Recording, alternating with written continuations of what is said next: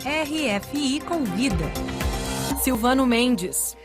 Ele é um dos principais diretores de teatro do Brasil contemporâneo e está de passagem pela Europa com as peças Tragédia Latino-Americana e Comédia Latino-Americana, que serão apresentadas em Portugal no mês de março. A RFI convida o diretor de teatro e cinema, Felipe Hirsch. Bom dia, Felipe. Bom dia. Para quem não conhece o projeto, explica para os nossos ouvintes o que é a tragédia e a comédia latino-americana. É uma espécie de colcha de retalhos que mistura textos de vários autores latino-americanos, é isso?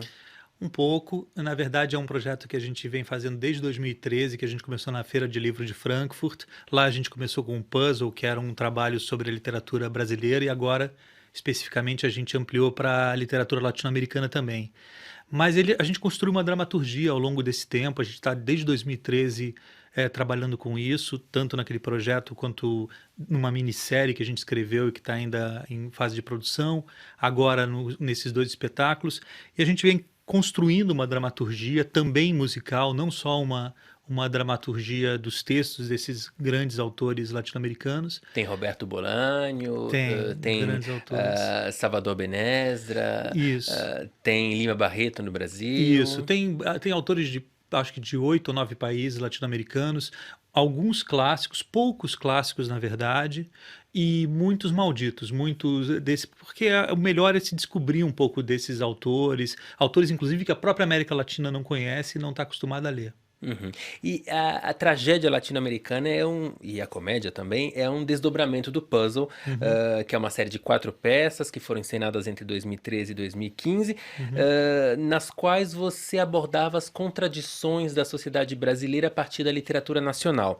Agora o foco é a América Latina.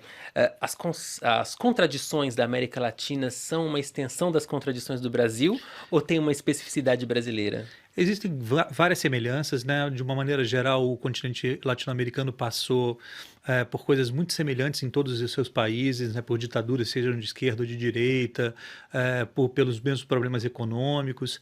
No entanto, o Brasil é bastante isolado desse contexto latino-americano, não só por causa da língua, né? A língua seria o principal fator, mas não só. Assim, eu tenho trabalhado agora com atores de toda a América Latina e dirigido fora também do Brasil, no Uruguai, na Argentina, no Chile, e percebido que de fato eles têm uma consciência maior, não só por causa da língua, de ser latino-americano, enquanto o brasileiro é um pouco mais isolado e um pouco mais ligado no way of life americano, né?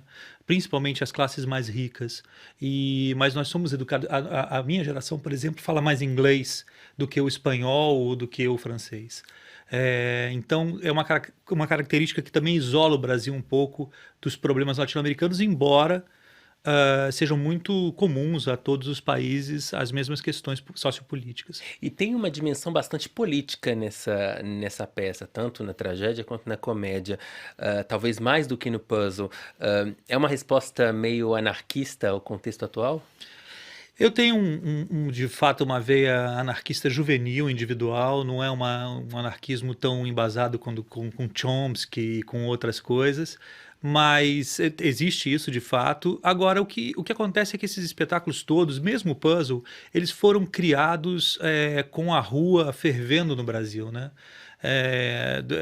Na verdade, durante a criação do espetáculo estavam acontecendo os grandes protestos, os primeiros protestos, depois disso todo o impeachment com os protestos de direita, da chamada direita e da esquerda.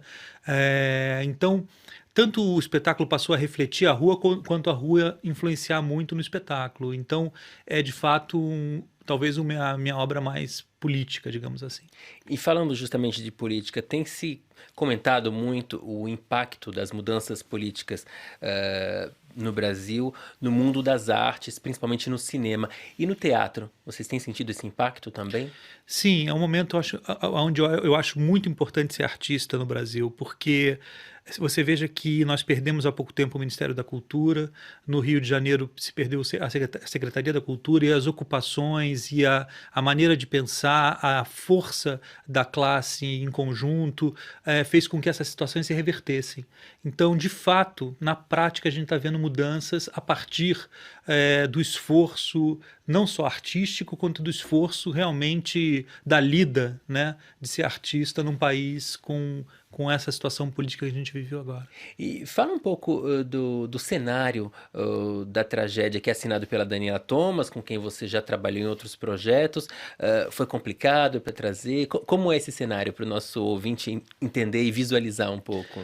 Bom, Daniela Thomas já é uma parceira minha há 17 anos, né? Nós já fazemos esse trabalho juntos. O Puzzle, é importante falar do Puzzle um pouquinho antes para entender a tragédia e a comédia, porque no Puzzle a gente trabalha com papel e tinta, porque a gente estava indo para uma feira de livro e a gente entendeu que nós estamos nos despedindo do papel. A feira é mais uma feira de negociação de direitos autorais do que de venda de livros. E a gente estava na terra do Gutenberg, então tudo fazia sentido, a gente passou a lidar com o papel e a tinta bastante, e também com a ideia de você amassar, né, algo, quando você amassa e joga fora uma ideia. E agora são grandes blocos de E isopor. agora são blocos de isopor, porque a gente está trabalhando com a matéria como ela sai da fábrica. O isopor é usado para criar cenários de ópera, para cenários de, enfim, para criar cenários ilusórios. E agora a gente usa como a matéria sai da fábrica, com a ideia de construir e destruir, que é muito a tradução também da América Latina, a ideia de se construir, tentar se construir algo e já ter esse algo destruído, né? Então a gente usa esse jogo quase infantil de construção e desconstrução e um pouco violento também, né? Com esses grandes blocos de isopor, são 100 blocos de isopor enormes que a gente usa no palco. E depois dessa passagem pela Europa, passagem, aliás, que também teve apresentação na Alemanha, quais são os projetos para a peça e quais são os projetos pessoais? Porque eu sei que tem filme também previsto para esse ano. Eu acho que agora, esse ano, a gente continua apresentando Puzzle e Tragédia e Comédia e começa a trabalhar no próximo projeto, que é um trabalho sobre a Biblioteca do Mindlin, sobre as brasilianas. A gente quer fazer um trabalho bonito lá dentro da USP com o Sesc São Paulo. E meu filme, que eu acabei agora, eu filmei no Uruguai com atores desses países que eu citei, escrito pelo Rodrigo Rei Rosa, que é um guatemalteco, um autor que o Bolanho admirava muito. E eu acabei de editar e eu acho que o filme vai cumprir uma carreira de festivais agora que normalmente é o melhor caminho para esse tipo de filme, né? E a tragédia e a comédia foram apresentados na Europa. Antes de chegar em Portugal, ela se apresentou na Alemanha. Como o público europeu está recebendo esse trabalho? Olha, nós fizemos Heidelberg, né? Eu esperava que as pessoas não ficassem no teatro, porque é uma peça de 4 horas de duração. No entanto, eles voltaram, acho que 6, 7 vezes para o palco, muito aplaudidos. Eu achei teve uma relação muito bonita realmente.